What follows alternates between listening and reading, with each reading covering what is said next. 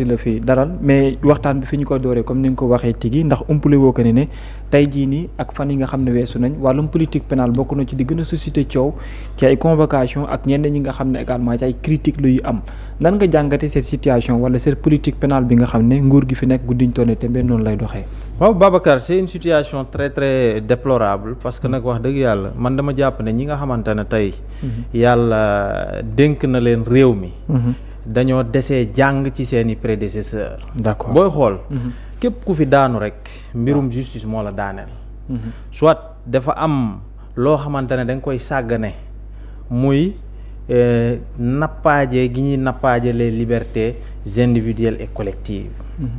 moo waral aujourd'hui ñi nga xamante ne tey peut-être dañoo amul expérience politique dañoo amul expérience état moo waral ñuy def yu terre à terre yi parce que je peux pas comprendre yow nga digoon nit ñi àjjana nga ñëw servir leen tey safara nga ne woon boo ñëwee ci bopp réew mi incha allah dafa am lu bëri loo xamante ne d'accordoo ko seen philosophie mooy li ñuy jàpp nit ñi di leen bàyyi et cetera àndoo leen ci tey nga ñëw au pouvoir ngay def lu yées li nga doon ŋàññ démb cela veut dire que yow tu n'as absolument rien compris te Sénégalais yi boo jàppee ne mën nga leen a noppiloo yaa ngi nax sa bopp au fait xamaguñu Sénégal du beneen réew dans l'Afrique Sénégal du beneen réew boo xam ne démocratie amu fa Sénégal malheureusement looy gën di jàpp nit ñi di gën a critique envers toi looy gën di jàpp ngay gën a am ay opposants contre toi looy gën a jàpp ñi nga jàpp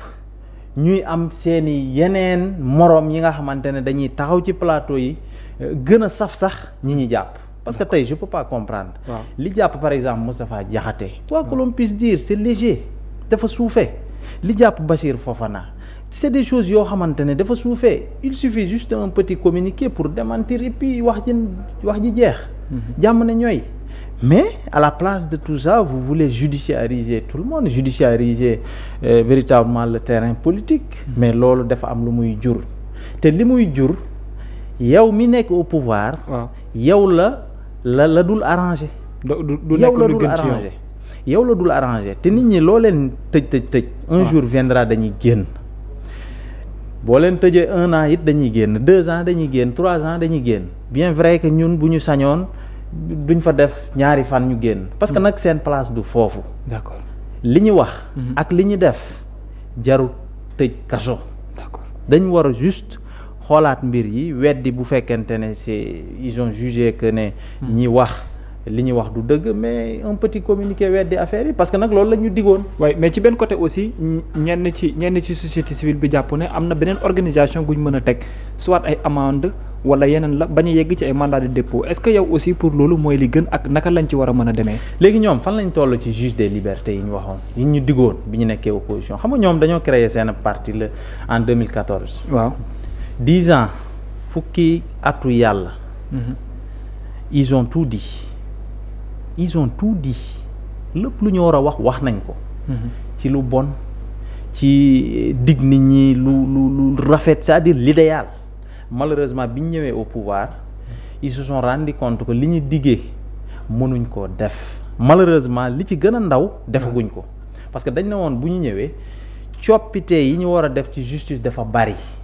mais booboog léegi defuñu ci benn coppite. après assises yi. absolument rien. te gëm naa ne. moi j'ai l'impression que affaire bi léegi mu trop tard. parce que yow volonté la wala da nga jàpp ne manque de volonté la wala ñàkk xam la wala ndax lan exactement. manque de volonté.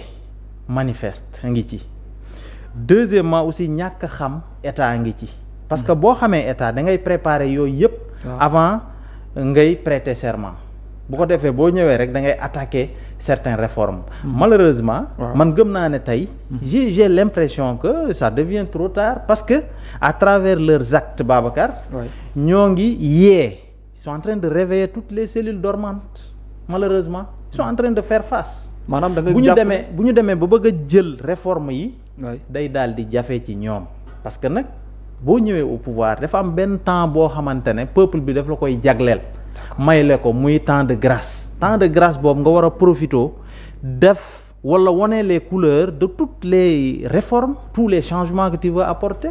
D'accord. Donald Trump aux États-Unis qu'est-ce qu'il a fait daanaka au lendemain de sa prise de fonction la signé décret yu bare bari yenn yi mu annulé yenn yi mu defaraat et cetera li mu diggee woon loolu la def à la minute qui suit wala au lendemain de son élection.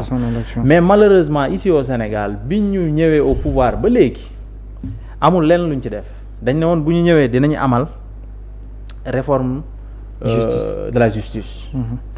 loolu nañu en 2024 au mois de juin je pense. assise de la justice def nañ ko. waay lépp lu fa tukkee amul benn mesure buñ ci wóyal booboog léegi juge des libertés wóyaluñ ko booboog léegi.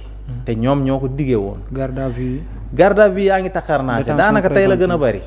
détention préventive daanaka détention yi tey la gën a bari tey la waa la gën a aay donc amul benn changement bu ñu fi def booboog léegi changement amu fi rupture amu fi ça fait 1 an ça fait 15 mois 16 mois ñoo ngi dugg ci 16e mois mais ba léegi amul lenn loo xamante ne jox nañ ñu ko ñu téye en réalité. y a pas de visibilité pour nous les Sénégalais.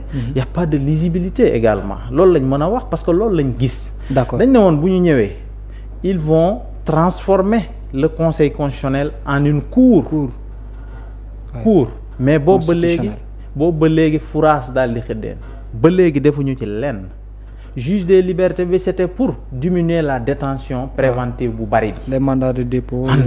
yeeg la daanaka booy xool sax tey jii seen début de gestion dafa mel ne ambiance su fin de règne la.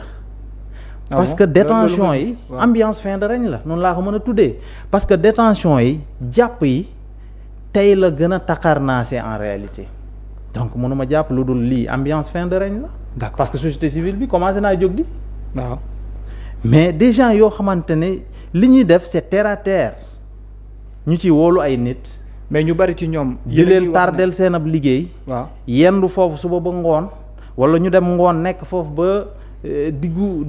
comment dirais-je diggu guddi ñu leen di doog a bàyyi donc c'est des choses yoo xamante ne mën naa ñàkk d'autant plus que ñoom ñooñu diggoon ne bu ñu ñëwee yenn yi dootu fi amati mais malheureusement ce qu'on remarque aujourd'hui ce qui est constant mooy ne que tey la gën a metti tey la gën a empiré wu je dirais parce que président Macky Sall quand même 2012 bi mu ñëwee ba 2000 daanaka 21 yii amu fi woon 2021 nag ñoom bu ñu jógee bëgg a jël le pouvoir par l'insurrection le président leur a dit il faut arrêter. D'accord. Il faut arrêter la justice a pris des gens ñoo xamante ne yàqal nit ñi seen ab quiétude moom moo leen taxaw na jóg. mais 2021 mais ñu bari ci ñoom dañ ne aujourd'hui te loolu aussi. loolu mën nañoo wax ne. c'était venu véritablement pour apaiser le pays, pour apaiser la situation parce que nag état mënul seetaan yenn yi. mais malheureusement ñoom dañoo nuyoo salaamaaleykum maaleykum salaam ñu commencé di tëj nit ñi. ak a tijji tëj ak a tijji mais bon quand on dit souvent que on n'interrompt pas un adversaire qui se trompe nañ leen bàyyi ñuy trompé wu bu yàggee. le réveil sera brutal. mais ci benn côté ñoom li ñu leen tuumaal mooy yéen a ngi wax na ay chroniqueurs ñu ngi leen jàpp wala ay politique pénale bi nii la mel mais nee na yéen des opposants yéen a joué wul seen rôle mais nekk derrière des personnes di leen songu wala di leen jox doyo pour ñu wax loo xam ne waxul moom mooy indi coow li nga xam ne mooy yeggu seen kaw tey. mais loolu amul booy xool ñiy wax tey ñoom ñoo doon wax démb ñiy wax tey ñoo doon wax démb daanaka. ñi nga xamante ne tey ñoo ngi ci plateau yi nekk ay chroniqueurs ñun bi ñu nekkee au pouvoir dañoo jàppoon ne ñooñu dañ ñoo contre en réalité mayuñu woon jàmm à l'époque ba l'opposition était allée jusqu'à dire que ñun au pouvoir Macky Sall moo leen doon fay ñuy attaquer à l'époque yenn affaires yi di def yenn affaires yi mais xanaa tey kon ñiy attaquer peut-être waa opposition bi kon xanaa tey mën nañoo jàpp ne ñi nga xamante ne dañoo jël seen télé jagleel ko waa Pastef jël seen site information jagleel ko pouvoir bi xanaa ñooñu tey mën nañoo taxaw ne waa pouvoir bi ñoo leen di fay te pourtant c'est des journalistes c'est des chroniqueurs qui sont libres souvent très libres même donc pour vous dire que dafa am ñoo xamante ne ils sont constants Sénégal moo leen tax a jóg Sénégal la ñuy défendre. D'accord. contre comment dirais-je, contre malgré eux quoi, je veux dire. D'accord. Contre vents et marées ñoom Sénégal moo leen tax a jóg. Aujourd'hui quand le pouvoir déraille, il remet le pouvoir sur le rail et puis le monde continue sa marche. Mais souvent aussi il n'hésite pas à attaquer certaines personnalités de l'opposition. Donc c'est des gens yoo xam ne daanaka seen attitude changé wul. ñi ci sérieux laa wax de. ñenn ñi nga xamante ne woon ils étaient encagoulés, des politiciens encagoulés faraloon Pastef ñoom moom changé nañ. loolu moom mën nañ ko remarquer changé nañu.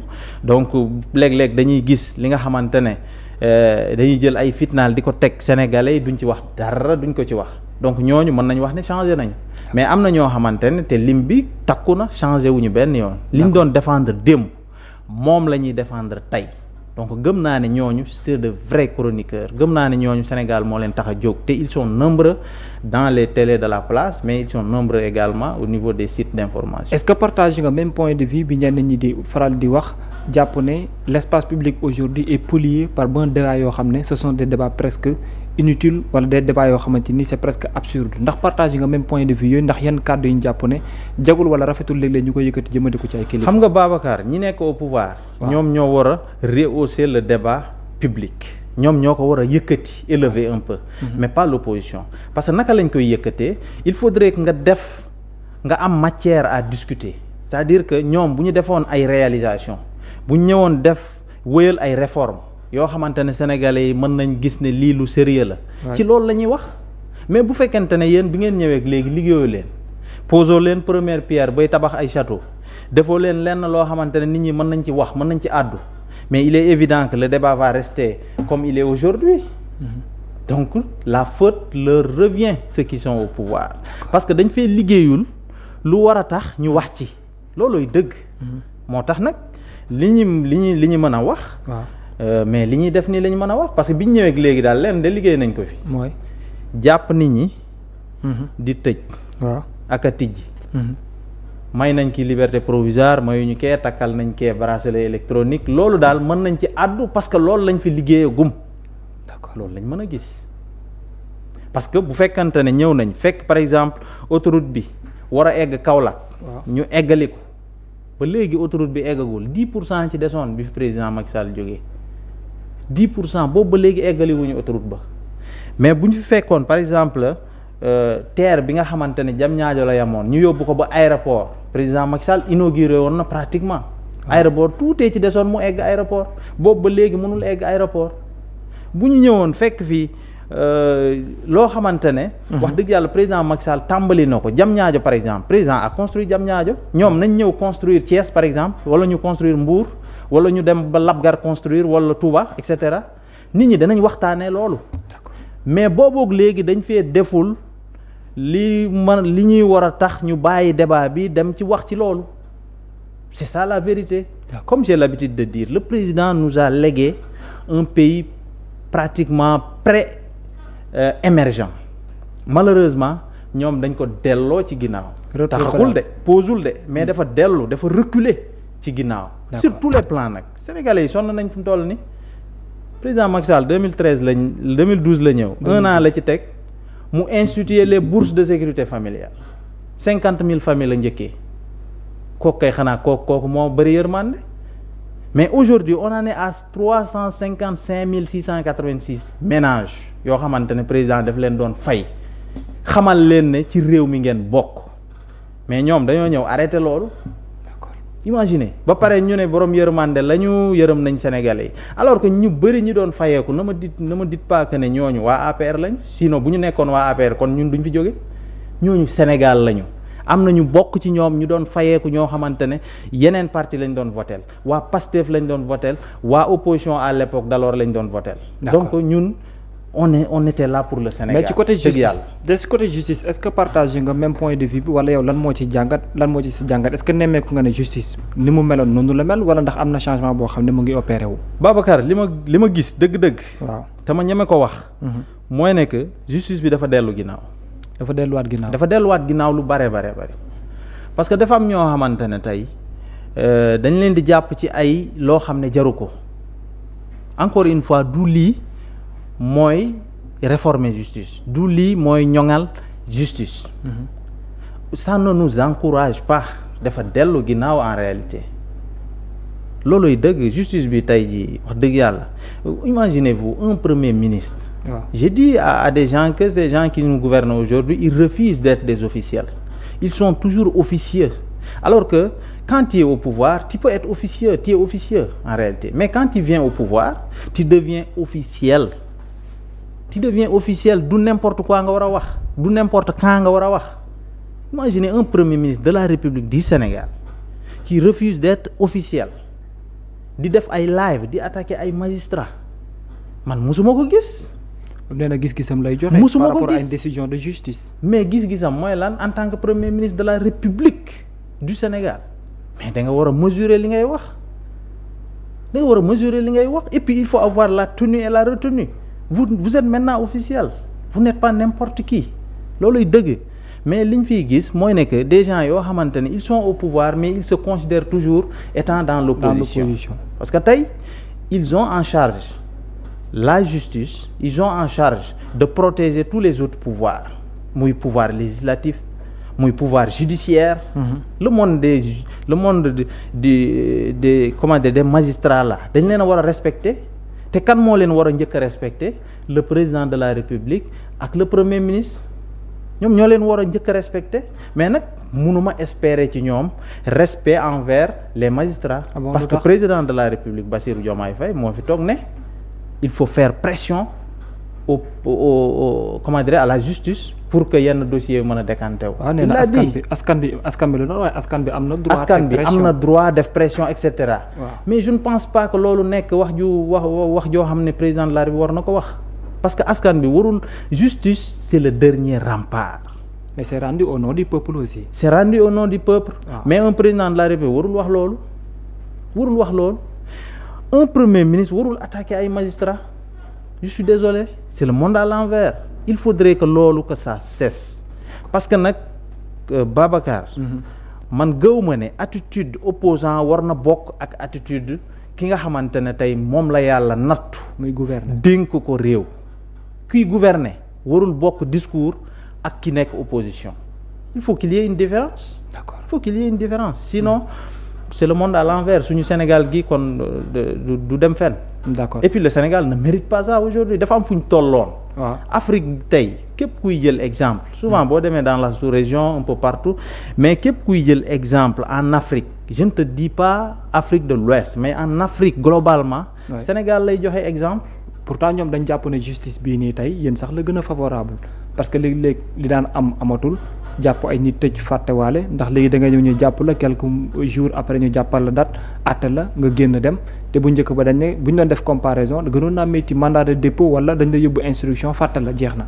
mais loolu amul sénégalais yi mën nañ doy nañ ñu seede li ñu gis kay mooy kumba am ndey kumba amul ndey pourtant démb nee nañ loolu moo fi amoon loolu lañ doon kaas mais bii ñëweeg léegi est-ce que changé na bu doon dëgg la amoon na est-ce que changé na mais changé wul da ngay gis ku saaga président de la République muy tambambaalu ci dëkk bi di dox koo xam ne nee nañ offense au premier ministre la loolu xam ne amul fenn ñu téye ko koo xam ne ay mots yoo xam ne moo yoo xamante ne jarul woon ñu ci jàpp nit ñu jàpp la tëj offense. D'accord. mais war nañ dépasser foofu en réalité depuis 1960 on parle que des mêmes sujets Babacar.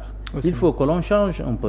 Ouais. Il faut que l'on change te ñii fi ñëwoon tey wax dëgg yàlla ñun jàppoon nañ le seen projet bi ak seeni solution yi ñu doon agiter tout le temps jàppoon nañ ne bu ñu ñëwee quand même am na loo xamante ne sañu ñu ko def. D'accord.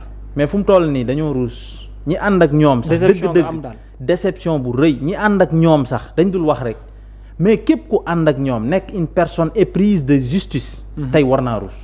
D'accord. war naa ruus am na ñu ko yu wane déjà am na ñu may gis ci plateau yi ñuy jéggalu sénégalais yi ne jàppale woon nañ ay Sonko jàppale woon nañ Pastef mais tey rëccu nañ ko ba ci kanamu yàlla. d'ailleurs dañuy jéggalu sénégalais yi loolu dégg ngeen ko wala déggoo leen ko am na fii un peu partout donc pour vous dire que aujourd'hui wax dëgg yàlla ñi fi nekk en réalité dañoo trahir askan wi parce que du lii lañ ñu digoon xam nga bu dee Trump ñëpp xam nañ par exemple le président Trump ñëpp xam nañ ses envolées et cetera ñëpp xam nañ son comportement et son attitude à lui malgré ça américain votel nañ ko pour mu defal leen loolu li ñu bëgg li président li nekk personnalité wu Trump mais malheureusement ñii dañ ñoo digg àjjana ñu ñëw ba pouvoir servir ñu safara bu tàng jër ba pare di ñu wëlbati c'est extraordinaire. d'accord war nañoo tiit alors aujourd'hui ci wàllum politique APR ku ko xam ak doye gi mu am ci langum politique gi dënn loo xam ne lu yaatoo yaatu la